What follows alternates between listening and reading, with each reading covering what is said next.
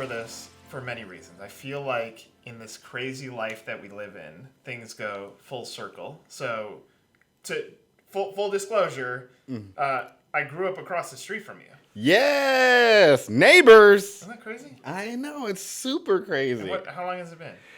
When's the last time I physically saw you? You were probably in middle school or grammar school, maybe? So 30 years? Yeah. Isn't that crazy? Yeah, like 30 years in the Yeah. 90s. 90s or 80s. In Oak Park. In Oak Park. Yeah. Yeah, a lot has changed since A lot has changed. Our parents still live across the street from each other. So that's exciting. All right. So same question I ask everyone at the beginning of these things. Mm-hmm. If I said, tell me what your life story is, how do you answer that? How have you gotten to this point? By luck, because by all accounts, I should be dead by now. With some of the things I get into, being on the road and doing comedy, yeah, I really should not be here, and a lot of it is very much based on luck and who you know, but luck. Do you feel proud of what you've accomplished? Do you feel like you're still chasing something? Do you feel like in the comedy field, I think you're always chasing. In entertainment, you're always chasing. You could look at your Kevin Harts and they are still hard at work. You know, you never feel accomplished. Even when you do something, there's always like, nothing is done until the money is in the bank.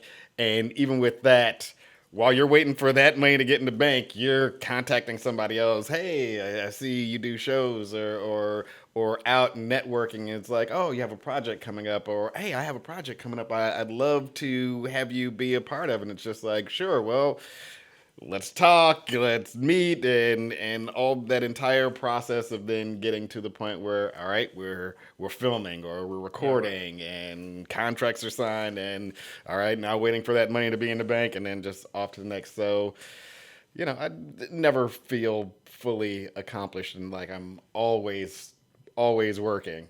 do you have moments of feeling proud? Can you get there? I wish I could say I do, but no. I'll feel satisfied with something I've done, but proud.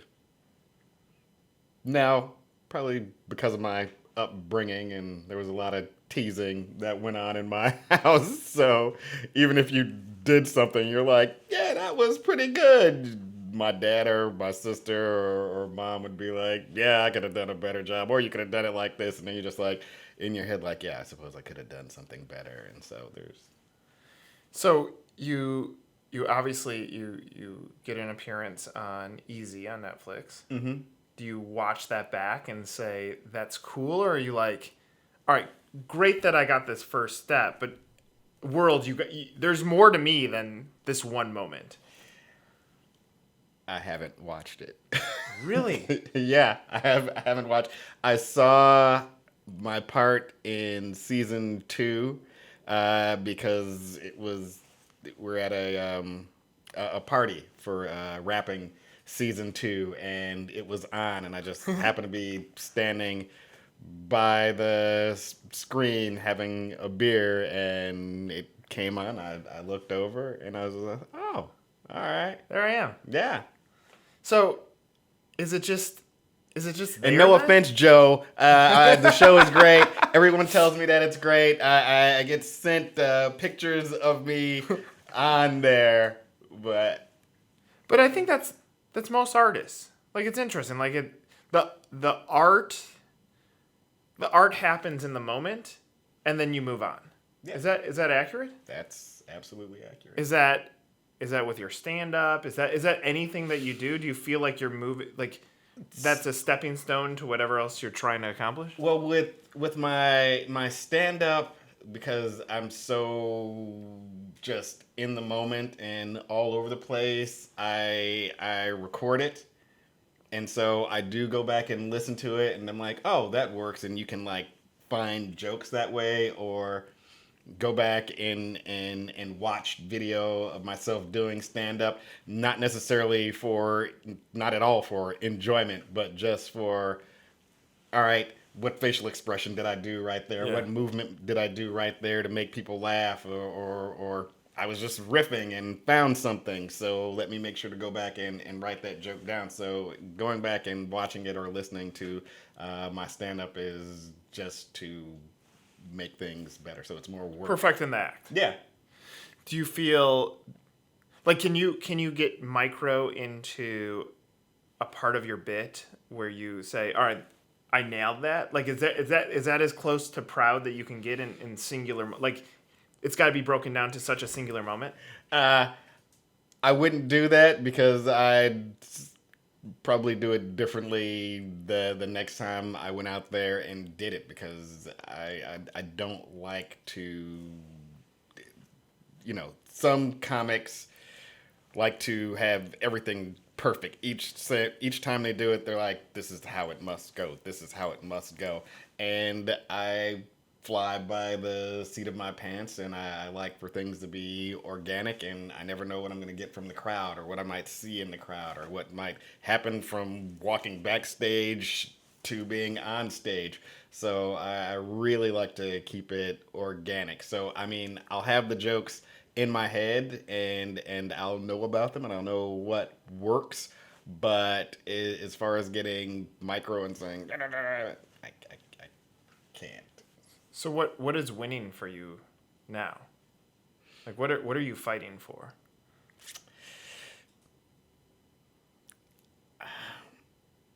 Sleep. Just not in the career that you have now. No. There's no sleep in this career. No, I don't sleep much. I'll sleep a few hours a night, but then I'm up, looking at social media and who's doing what, and sending emails or messages, or watching something dumb on TV so I can make a dumb joke about it. So the one time I felt relaxed and calm was I went to Japan for about a month, and the first 2 weeks I was there, I was just like, I have to be on stage. I'm not on stage, and this is driving me crazy. And then after that, it was such a fun trip, and just seeing the country, that I was like, all right, I could not perform anymore, and I'd totally be fine if this is all I'm doing, just exploring this country. But then as soon as I touched down back in America, I was like, Get me on stage. Yeah. What does your dad say about your career? He used to say, that's easy. I could do that. Anybody can do that. Yeah, nothing special. And then I let him open up for me once.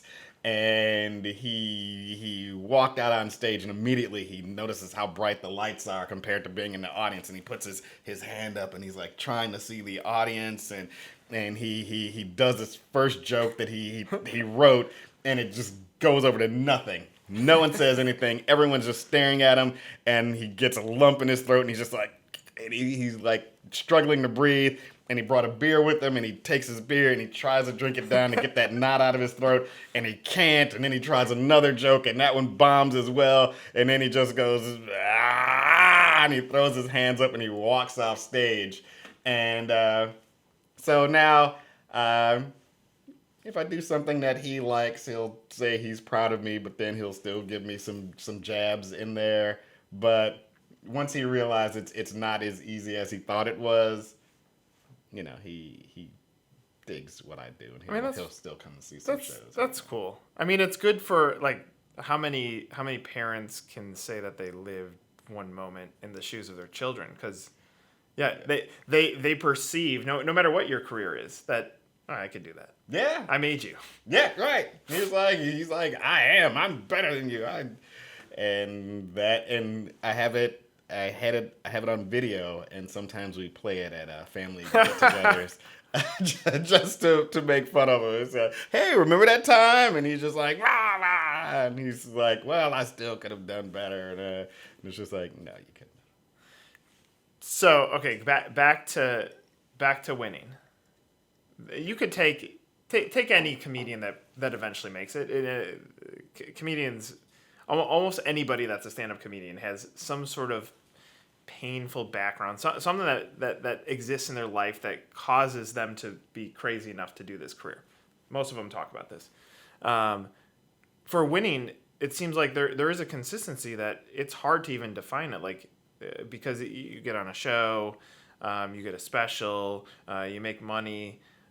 There's like this voice in the back of your head that's constantly telling you you're not good enough. Mm-hmm.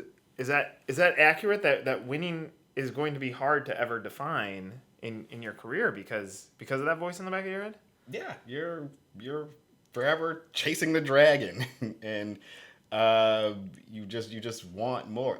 Samuel Jackson talks about it, and because everyone's like, he is in everything. He makes so many movies, and he talks about how, you know, the struggle it was and to get work as an actor and to constantly try to make money. So he's just like, yeah, that's what I still do, because I know how hard it was in the beginning to get people to book me and to pay me to do what I love to do. So I'm still that hardworking person. I'm still that hardworking comic that, and you look back too and you're like, if I know what I know now, back then, I'd be so much better or so much farther ahead.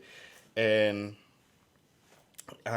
so I just wish I knew some of the things I know now back then so that I could have made different decisions. Sure. But you're always working because you're never satisfied. You can't. Go back to the you use the term tease. So what's interesting, like, felt teased sometimes as a child by your family or right? Still. Yes. Okay. So here's what's fascinating to me. Across the street from each other. Mm-hmm. I have this book that came out, and my equation that I judge success on is that almost anybody that accomplishes something has some sort of pain of their past. They in the moment it sucks, but then they use it as fuel or energy to make them do something.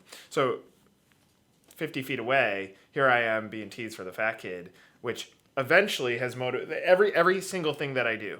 Mm-hmm. Every moment of my day, that's in there that motivates me forward. Mm-hmm.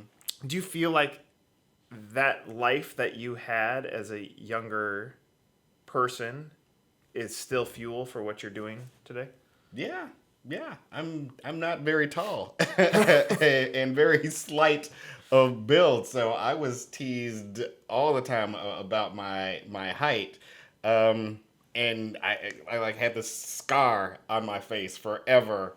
I got it when I was like a baby in a car accident. So those are all things that are just like, you're never going to be good looking enough, leading man material, and you're short. Yeah, you wish you were taller. You love to play basketball, and then you could be in the NBA.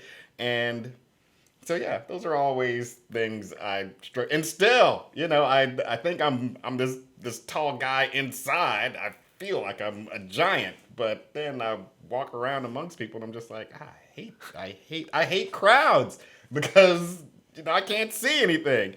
So and I think that's one reason I love being on stage is because I'm up above and I'm the person like looking down at everybody. And we would sit in our kitchen window, and we were a corner house, just like you guys were. And my favorite childhood memory is we would make fun of everybody that like walked by outside the house, and that's what we did, and we'd like make fun of each other while we're making fun of people that walked by past the house. Like there was some like drunk lady that would walk by our house, and my mother would be like, look at that, Robert, there goes your girlfriend again. He's like, nah, stop saying that. He's like, oh, she's falling all over the place. Oh, you love her. And my dad was just like, nah, nah, nah, nah. And then it would turn into us all ganging up and teasing my dad, and then it'd switch around, and somehow we'd work it back to making fun of my mom, and then we'd gang up on her, or it was me getting ganged up on, or it was my sister. So I think that's where my sense of humor came from, but then also knowing that any moment I'm that person that everybody's going to be ganging up on. So being able to defend myself against getting teased by everyone about my height or being called Scarface or anything. You always have to be able, ready to defend yourself against somebody. Can you look back at those moments in life as fuel today? Like, Oh, yeah. Yeah, absolutely. like, do you feel like you're... I mean, it's interesting. So I have 20th high school reunion this year. Now, part of me wants to go and be like, fuck all of you. Like, all of you teased me so bad. I felt bullied. I hated much of my life, especially high school years. I want to go back and be like, fuck you. But it's only part of it. Like, it's more so, all right, thank you. It gave me fuel to try to accomplish something with my life. Yeah, I've never been back. They send me requests and people will ask me to come, and if I'm going to come, I don't want to. I barely talk to people I went to high school with. And it's not that I don't like any of you. It's just that I'm a looking forward person, and you get bullied. I got bullied. I got beat up in the hallway or whatever, and I would just take that, and then I would talk trash back at some of these people, the football players and stuff like that, or I won't go into what I want to call it, but yeah, I just took it as fuel, and now when I'm on stage, and that's like my revenge against people that made fun of me growing up. So a level of judge success, call it the celebrity card. Just purely whether you've seen it or not. I mean, you've been on a show that is popular on Netflix that folks that may have put you down are looking at it and admiring. Mm-hmm. That's got to feel good. Like someone's looking at that. Someone has seen that and been like, wait, that's the kid I bullied. Oh, maybe I shouldn't bully them, Maybe they are. I don't think about it. I don't think about it at all. No. Yeah, I think the other interesting thing is probably some of that stuff that you went through across the street. I was going through across my street. There's other kids on the block that are going through the same stuff. And what's interesting is it's such a closed story. It's not something that people open up and talk about it. It's like you walk in the door and you might talk about it with your family if it's painful enough. But it at the point that you or I were going through school, suck it up. Yeah. I do a joke about my mother, growing up, my mom telling, suck it up. You have to suck it up and keep going. I had a whole year of school where every day these same two handicapped kids, special need kids, would make fun of me. Every class period in 8th grade, they'd get out of their class, they would find me, and they would follow me through the hall, and all they would say is, hi, Shorty, every day. Every day for 8th grade, that's what they did. And, and I just have to go keep walking and go to class. And my friends are like, dude, every class period, every day, 8th grade. And that was the life. That was it. Now it's fueling what you do today. Mm-hmm. Yeah. So part of that then, there's got to be like, whether you watch the Netflix thing or not, or you watch your moments of the moments where others are saying you got something that we appreciate. It's somewhere in there you're like, all right, that's good, right? I'm bad at that stuff. I really it's like I'm the person that after a show I have to remember when someone comes up and they're like, "Oh my god, you were so funny. I loved it. My face hurts from laughing." To not go, it was all right. I had to, I've been told just say, "Hey, thanks a lot. Thanks for coming out to the show. Glad you enjoyed." Open by saying hi, then say, "This is Live to Tell." I need those written. Good, yeah. I need those written reminders to remind me to just not say, "I could have done this better," and this joke didn't go over the way I wanted to, or I have to remember to say, "Hey, thanks a lot. Thanks for coming," because again, you suck it up. You just. I struggle with the same thing. Like, it's hard for me to take a compliment. I like talking a big game, but it's tough to hear it from others when you don't feel it yourself.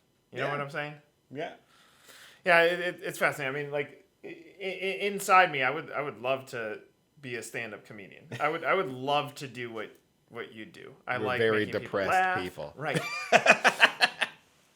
But I think it's because like the carrot tastes so good, but the carrot is so hard to reach. Like, that's why Samuel L. Jackson is saying, "I'll do Capital One commercials," not because he needs the money. Yeah, he doesn't need the money. But that carrot, like, it tastes so good and it's so far away. Like, even when he hits success, he's still looking at that and saying, "I'm not there." Yep.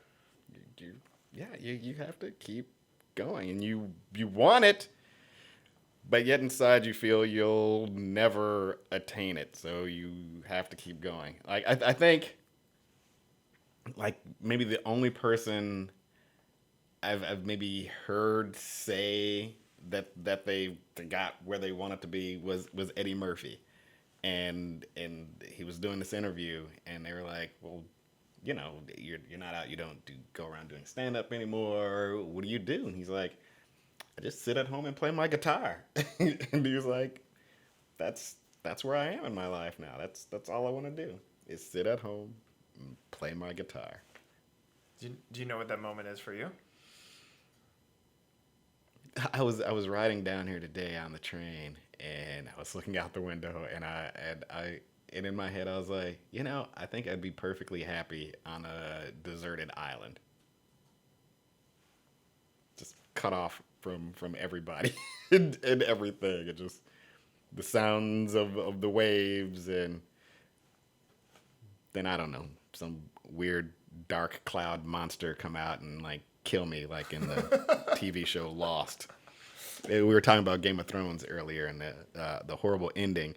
You want to talk about bad series endings? Lost. That was trash. See, maybe happiness for you is just being a TV critic. I know. I could do that. But then that just lead me to being angrier inside and just like, "Rah!" Bran has the best story? And if you haven't seen it by now and you're like, "You ruined it, you didn't see the ending." It's the dumbest show ending outside of Lost. Bran becoming, come on. Can we curse on this? You can do whatever you want. All right, fuck Bran. And his ending and his wolf pelt on and his wheelchair. Nothing against handy, capable people that are in wheelchairs. I'm sure it's a great story about Bran becoming king after falling out of a window. Should have been dead. But, I wish I knew what you were talking about. Part of me does. This isn't for Nick. This is for all of you Game of Thrones fans out there.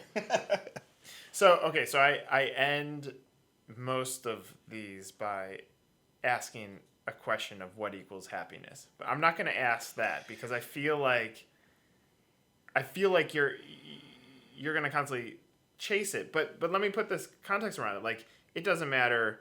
We've interviewed Bo Jackson. You would say, "Hey, Bo Jackson should say, like, that's pretty cool. I was arguably the best athlete in the world." He was. And you ask him, and he's like, "I hated it." He's like, I didn't love it. But it's interesting because it doesn't matter whether you've accomplished something or not. Like, it seems like all of us as humans certainly want happiness, but it's hard to find it in this complex thing that we live in, right? Yeah, it's. I've gone so dark on this, but yeah, I'm like sitting here thinking, and I'm like, what is, and I think I even took a step back in life in like being happy. I feel like I'm just this angry, just like hate filled. I like see these signs up, and it's like hate has no home here, and I'm just like. I got a lot of hate in here. Hate's got a home right in here, and not like just hate for race or like gender or anything. It's just like I can find something to be upset about with everything. I can be like, Nick, the ice melted in this water too fast. What the fuck? What kind of ice do you have in here? Is this fast melting ice? Bill. Yeah, so you can find something to be mad about everything, and I think that's what I do. Like after my mom passed away, I was just like, and that really just like, not just have this like black hole inside. And I think that too was just like, you're never gonna find happiness. I think back on this picture I saw of I was a baby and I'm sitting on the bed and my mom's sitting there and I'm getting all emotional. I'm sitting on the bed and my mom's sitting there. She's got this big smile on her face, and I've got this big, just like happy baby smile on my face. And I think at that moment, that's as happy as I could have ever gotten. Yeah, it's interesting. We had someone, CEO of a company that we're talking to earlier this week. And when I asked him about the same question, he said part of it is he just decided, like, he could be angry at plenty of things. He just decided, I'm going to live life happy. And I've thought about it since he said that all week. Like, it gives me goosebumps just thinking about it, because I'm like, man, life is so much easier if you can do that, but it's so fucking hard. It is. And no one wants to see a happy comic on stage. Jesus. Maybe that's your opportunity. Maybe that's your opportunity. Yeah, there you go. Maybe that's how your niche. I'm going to be the happy comic. I'm going to come out and I'm going to give everybody in the audience flowers. And I'm going to say, I'm not mad at anything. I can't find anything wrong with anything. They're like, boo, it's no fun here. We played there, you complain. Yeah. And then you bring your dad on stage and he bombs. And then he bombs, and then I just laugh at him. I'm like, now I'm happy. Yeah, there was a happy moment in life. You're like, Dad, remember when you said it was easy? Look at that. Right. Every time I played that clip at Thanksgiving of my dad bombing on stage after he told me how easy stand-up was, that makes a little bitty light come right out of my chest. Well, look, I mean, I am fascinated by the way life works. I don't know that any of us know how it does, but I think it's cool that our lives intersected again. I'm glad. I'm literally. I was like, this show looks interesting. I put it on. I was like, I paused. I was like, I know him, but why do I know him? I was like, and I go, who the fuck is Marz? I've never heard of a Marz. I'm like, oh my God, we were neighbors. Our parents live across the street. Yeah. So I appreciate the fact that our lives reconnected, and hey, if that puts smiles on my face or yours, that's a cool thing. Yeah. So I was glad to hear from you. And here's a little thing that you don't know. I never knew your last name. I knew it, but it wasn't the last name that you actually have, because my parents never said you guys' name right. There were that's great in itself. Yeah, across the alley from us were the Willises, and my parents thought you guys' last name was Poe Willis. That's close. So there were the Willises, and then there were the Poe Willises. But you had the Mohicas next door. It's not like they had an easy name. Yeah, but they were minorities and we were minorities. So it didn't matter. Yeah, you guys are the Poe Willises. And I think at one point somebody was talking to my dad. And they're like, oh yeah, Mike Powell. And my dad was like, who who the fuck are the Powells? and they're like, yeah, they're your neighbors across the street. And my dad was like, the Poe Willises? And they're like, the Poe Willises? Who the fuck are the Poe Willises? Across the street, Mike Poe Willis. And he was like, no, that's Powell's, dummy. And so then my dad was like, did you know we've been saying their name wrong the entire time they've lived over there? And I was just like, I didn't know. And so when your email came, it was like, Nick Powell. I was like, Poe Willis. Yes. Nick Poe Willis? I wouldn't have said that. I mean, you have a great show concept of neighbors who have lived across the street from each other for 30 years, and one of them didn't know the other's last name. That's funny. My parents were jerks like that because you guys weren't the first. Even before you, like across the way, the north of us, we never knew their names. They're probably dead by now. And they were this older couple. They were the Shackleys. And they were the Shackleys because they tried to sell my parents like Shackley products when we first moved in. And so my parents were like, oh yeah, they're the Shackleys. So they have the wrong last name for many people on that block. Well, they were the assholes to us because they would yell at us for going on their grass. Yes.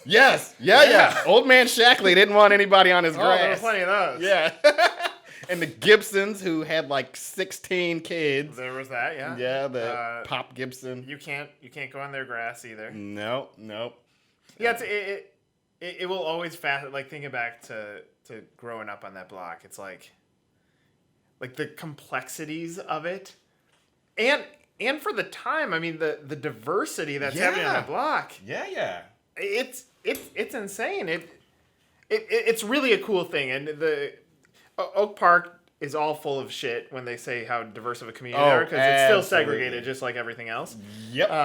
But on our block, there was something special about the personalities. Yeah, there was the Johnsons, the Josephs. The Josephs. They were an interracial couple with biracial kids. Yeah, next door to us. Yeah. The Yips. The Yips. Asian. Yeah, Asian. Yeah. Uh-huh. Then there were the super Catholics, the Gibsons with all their kids. Yeah. The Ojalas. The Ojalas. Yeah. I remember the Ojala girls. They were the Saxons, who were also black on the block, and they were all the way down at the opposite end of us. Couldn't be too close. Yeah. Yeah, to bookend it. Yeah, the bookend the block. Nah, but it's cool that that this has come full circle. I appreciate it. I appreciate the conversation. I appreciate your honesty too, because sorry for the tough questions. No, it's fine. That's what interviews are for. You're supposed to get the bring the tears out and stuff like that and all that stuff. So good. I'm glad to be. We'll play the music. Okay. Like soft violin. Yeah. Thanks, dude. Appreciate it. Appreciate it, Nick.